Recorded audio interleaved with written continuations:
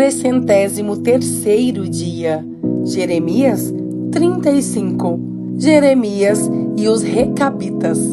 Quando Jeoaquim, filho de Josias, era rei de Judá, o Senhor Deus me disse: Jeremias, vá procurar a família dos Recabitas e fale com eles.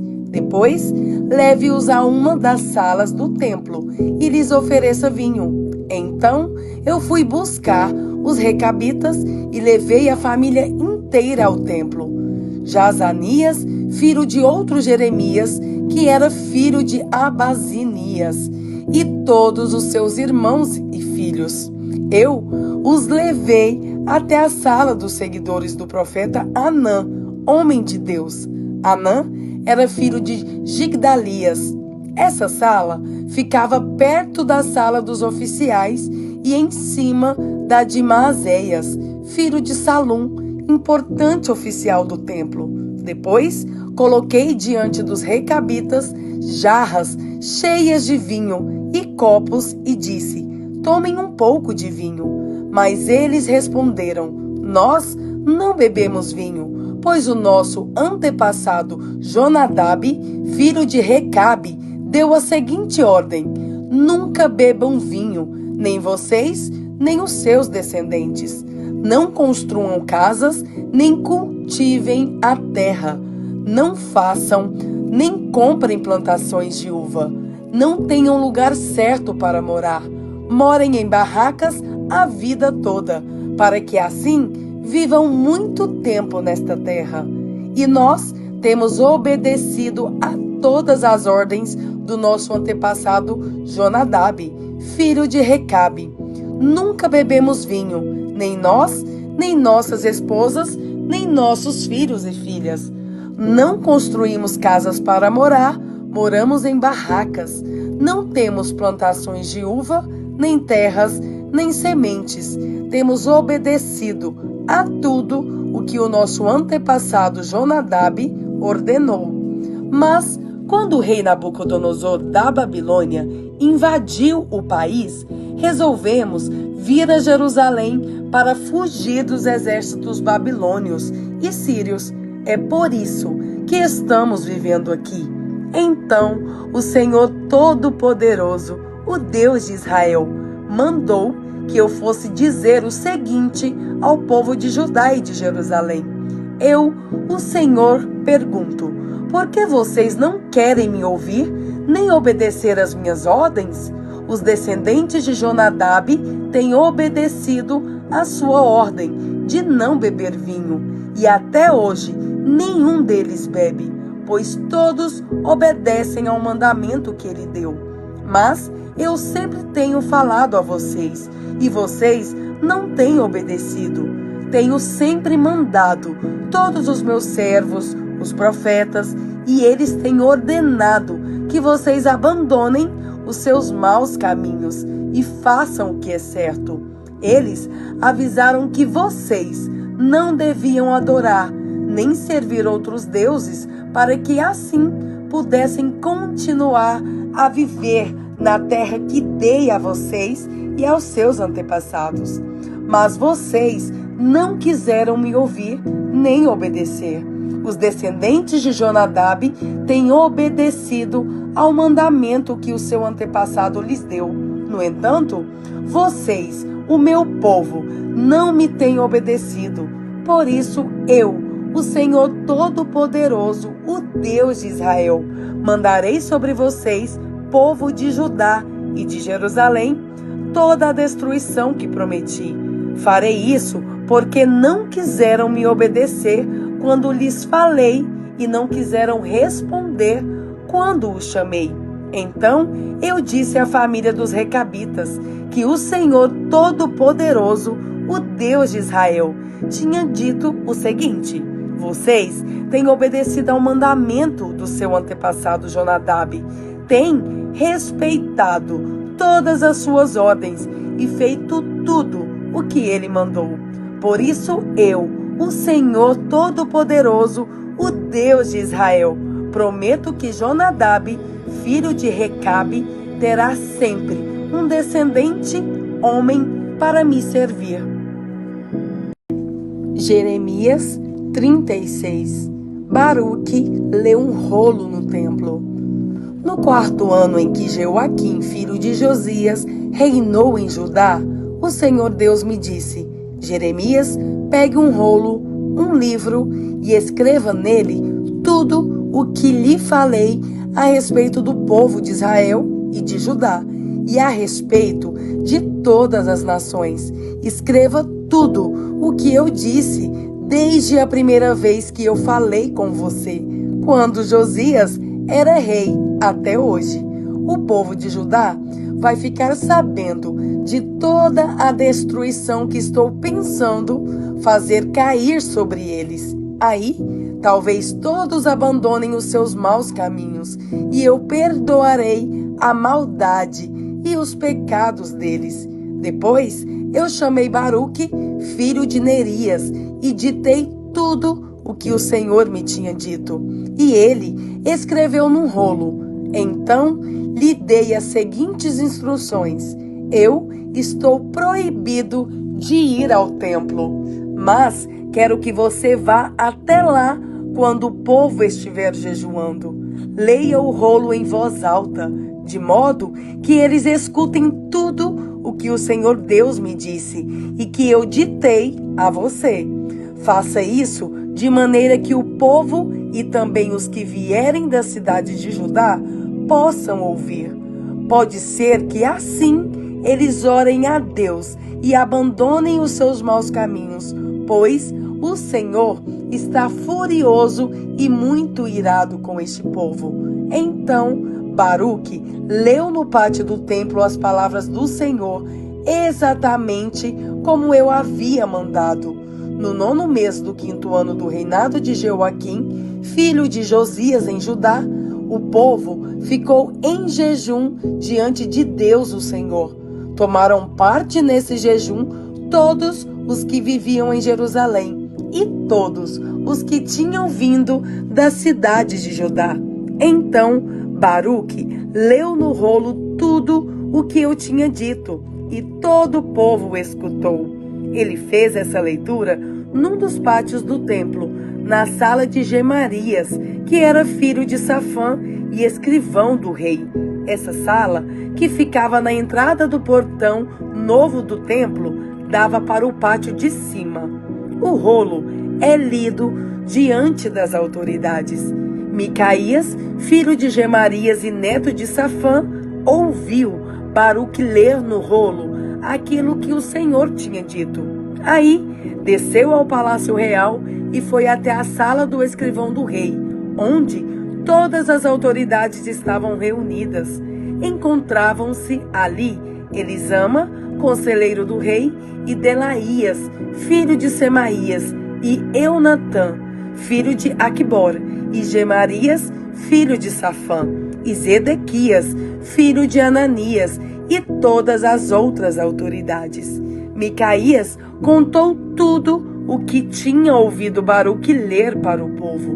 Então as autoridades mandaram que Jeude, que era filho de Netanias, neto de Selemias e bisneto de Cusi, fosse dizer a Baruque o seguinte: venha e traga o rolo que você leu para o povo.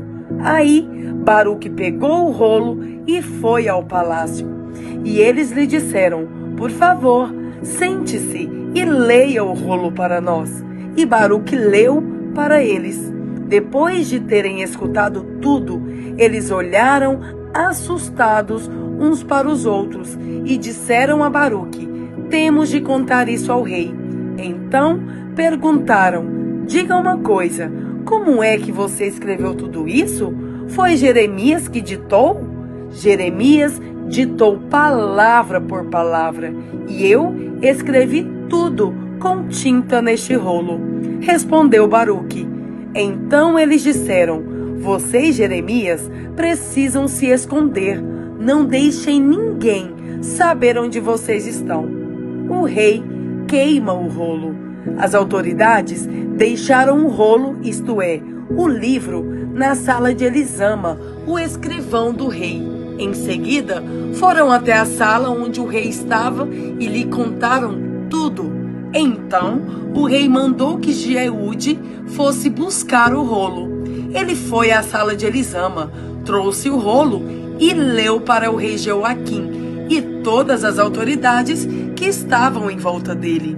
Era tempo de frio e o rei estava no seu palácio de inverno, sentado perto do fogo. Cada vez que Jeude terminava a leitura de 3 ou 4 colunas, o rei cortava com uma faquinha aquele pedaço do rolo e jogava no fogo. Ele continuou fazendo isso até que o rolo inteirinho virou cinza. Mas nem o rei, nem nenhuma das autoridades que ouviram todas aquelas coisas que ficaram com medo ou mostraram qualquer sinal de arrependimento. Acontece que Eunatã, Delaías e Gemarias tinha pedido ao rei que não queimasse o rolo, mas ele não deu atenção. Pelo contrário, mandou que o príncipe Jeramael, junto com Seraías, filho de Azriel, e Selemias, filho de Abdeel, prendessem o meu secretário Baruque e a mim, mas o Senhor nos havia escondido o outro rolo. Depois que o rei Jeoaquim queimou o rolo que eu havia ditado a Baruque, o Senhor Deus me disse que pegasse outro rolo e escrevesse tudo o que estava naquele que o rei tinha queimado. E o Senhor me mandou dizer o seguinte: Rei Jeoaquim, você queimou o rolo, perguntando por que foi que Jeremias escreveu que o rei da Babilônia certamente virá e destruirá esta terra e matará a sua gente e os seus animais? Por isso, eu, o Senhor, digo a você, rei Jeoaquim, que nenhum dos seus descendentes será rei no reino de Davi. O seu cadáver ficará largado ao sol durante o dia e à geada durante a noite. Castigarei você, os seus descendentes e as suas autoridades por causa dos pecados de vocês todos. Nem você, nem o povo de Jerusalém e de Judá se importaram com os meus avisos. Por isso, farei cair sobre todos vocês a desgraça que prometi. Então, peguei outro rolo, entreguei ao meu secretário Baruque e ele escreveu tudo o que eu ditei. Escreveu tudo o que estava no rolo que o rei Jeoaquim havia queimado. E ainda ditei muitas outras coisas parecidas. 1 Timóteo 5. Como tratar os que creem. Não repreenda um homem mais velho, mas o aconselhe como se ele fosse o seu pai. Trate os homens mais jovens como irmãos, as mulheres idosas como mães e as mulheres jovens como irmãs com toda a pureza. Cuide das viúvas que não tenham ninguém para ajudá-las. Mas, se alguma viúva tem filhos ou netos, são eles que devem primeiro aprender a cumprir os seus deveres religiosos, cuidando da sua própria família. Assim, eles pagarão o que receberam dos seus pais e avós, pois Deus gosta disso. A verdadeira viúva, aquela que não tem ninguém para cuidar dela, põe a sua esperança em Deus e ora de dia e de noite, pedindo a ajuda dele. Porém, a viúva que se entrega ao prazer está morta em vida. Timóteo, mande que as viúvas façam o que eu aconselho, para que ninguém possa culpá-las de nada. Porém, aquele que não cuida dos seus parentes, especialmente dos da sua própria família, negou a fé e é pior do que os que não creem. Coloque na lista das viúvas somente a que tiver mais de 70 anos e que tiver casado uma vez só. Ela deve ser conhecida como uma mulher que sempre praticou boas ações, criou bem os seus filhos, hospedou pessoas na sua casa, prestou serviços humildes aos que pertencem ao povo de Deus, ajudou os necessitados, enfim, fez todo tipo de coisas boas, mas não ponha na lista as viúvas mais jovens, porque quando seus desejos fazem com que queiram casar de novo, elas abandonam a Cristo. E assim, elas se tornam culpadas de quebrar a primeira promessa que fizeram a Ele. Além disso, elas se acostumam a não fazer nada e a andar de casa em casa e, pior ainda, aprendem a ser mexeriqueiras, metendo-se em tudo e falando coisas que não devem. Por isso, eu quero que as viúvas mais novas casem, tenham filhos e cuide da sua casa, para que os nossos inimigos não tenham motivos para falar mal de nós. Pois algumas viúvas já se desviaram e seguiram Satanás. Se alguma mulher cristã tem viúvas na sua família, ela deve ajudá-las. Que ela não ponha família, ela deve ajudá-las. Que ela não ponha essa carga sobre a igreja, para que a igreja possa cuidar das viúvas que não tem ninguém que as ajude. Os presbíteros que fazem um bom trabalho na igreja merecem pagamento em dobro, especialmente os que se esforçam na pregação do evangelho e no ensino cristão. Pois as escrituras sagradas dizem: não amarre a boca do boi quando ele estiver pisando o trigo. E dizem ainda: o trabalhador merece o seu salário. Não aceite nenhuma acusação contra qualquer presbítero, a não ser que ela seja feita por 2 testemunhas, pelo menos. Repreenda publicamente os presbíteros que cometem pecado, para que os outros fiquem com medo. Na presença de Deus, de Cristo Jesus e dos santos anjos, eu peço e insisto no seguinte: em tudo o que você fizer, obedeça a estas instruções, sem preconceito contra ninguém e sem favorecer nenhuma pessoa. Não tenha pressa de colocar as mãos sobre alguém para dedicá-lo ao serviço do Senhor. Não tome parte nos pecados dos outros. Conserve-se puro, já que muitas vezes você tem ficado doente do estômago. Não beba somente água, mas beba também um pouco de vinho. Os pecados de algumas pessoas podem ser vistos claramente, antes mesmo de elas serem julgadas, mas os pecados de outras pessoas só são vistos depois. Assim, também as boas ações são vistas claramente, e mesmo aquelas que são difíceis de ver não poderão ficar escondidas para sempre.